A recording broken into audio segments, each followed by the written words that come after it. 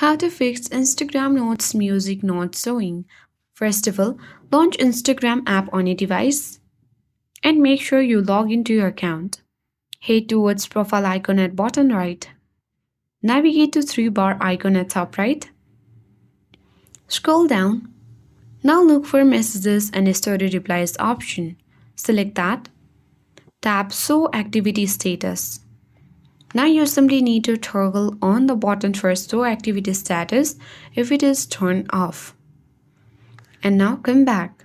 And now you need to head towards the messenger icon at top right corner, and here you see your notes. Select that. And here you can easily find out the music icon at bottom left on your notes. Now you can easily add any music you'd like to on your notes. So in this way you can easily fix Instagram notes music not showing. I hope this guide was helpful. If it was, then do like, share, comment and don't forget to subscribe. Thank you for watching and I'll see you in the next video.